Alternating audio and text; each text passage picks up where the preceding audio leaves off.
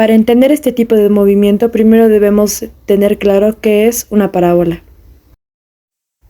Al encestar una pelota de básquet, de béisbol o tirar una simple piedra, estas saldrán disparadas por el aire formando un arco hasta caer de nuevo al suelo. Ninguna tiene una trayectoria recta o circular, ni mucho menos en zigzag, mientras se desplazan por el aire. Es esta curva a la que nosotros llamamos parábola.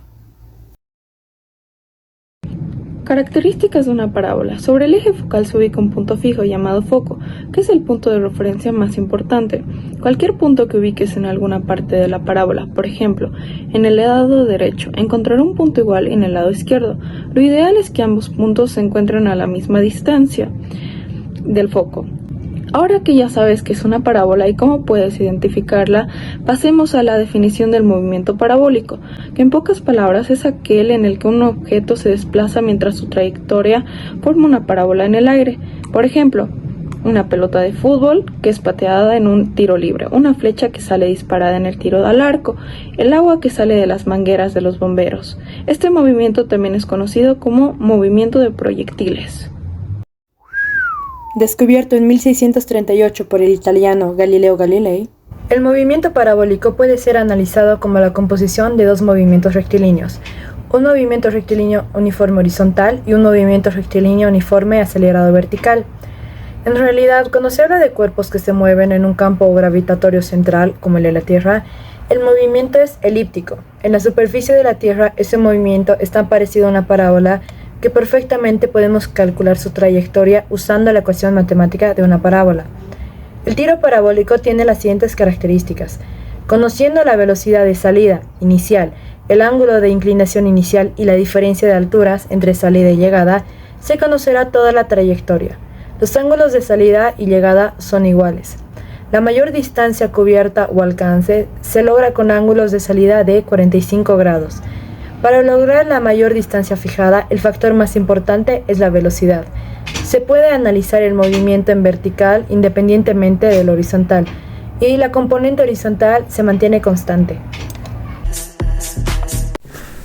Continuando con el tema, vamos a hablar sobre las ecuaciones que se utilizan para movimiento parabólico. Son 9 ecuaciones, las cuales les voy a presentar en este momento. La primera es para hallar la altura máxima, que sería esta que tenemos acá en pantalla. La siguiente es para hallar el alcance. La otra es para encontrar el tiempo total. Luego sigue las que son para hallar la posición de un proyectil en un determinado tiempo, que es tanto para X como para Y. Luego para calcular el tiempo en la altura máxima. Luego sigue las ecuaciones, que es para descomponer en forma rectangular del vector la velocidad, que sería en X y en Y. Luego sigue la ecuación que sería para obtener la magnitud de la velocidad. Luego también para la otra ecuación, que es para obtener la velocidad en Y. Y por último tenemos la ecuación para calcular el alcance teniendo el tiempo total y la velocidad en X. Y esas serían todas las ecuaciones. Listo, el ejercicio dice: un jugador de fútbol patea el balón con un ángulo de 45 grados a una velocidad inicial de 40 metros por segundo. Calcular la altura máxima del balón. Para este ejercicio usaríamos la primera fórmula, que sería la de altura máxima, que es altura igual a velocidad inicial al cuadrado por seno del ángulo al cuadrado sobre 2 por gravedad. Reemplazando valores sería 40 al cuadrado por seno de 45 al cuadrado sobre 2 por 9,8. 9,8 es la constante de gravedad. Y el resultado nos saldría 40,81. En el intermedio se nos plantea que un proyectil es lanzado a 30 grados 80 metros por segundo.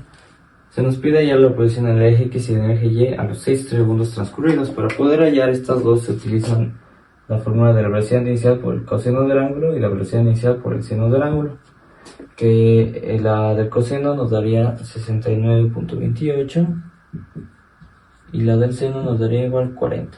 Una vez hallada la velocidad del eje X y del eje Y, se utiliza la fórmula para hallar la posición del proyectil, velocidad inicial de X por el tiempo, que nos daría 69.28 por los 6 segundos pedidos, que es igual a 415.28.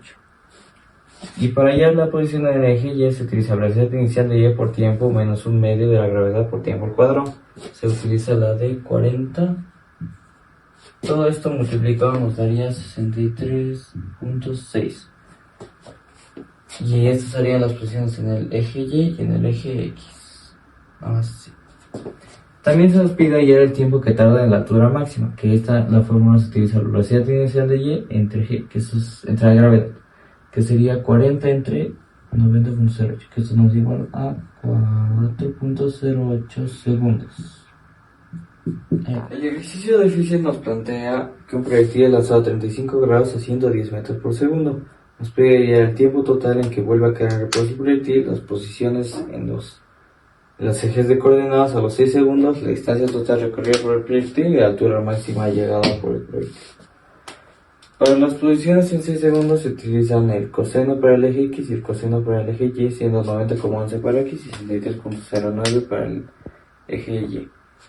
Para determinar las posiciones exactas se utiliza velocidad inicial de X por el tiempo, siendo 90,11 por 6, siendo 540.66.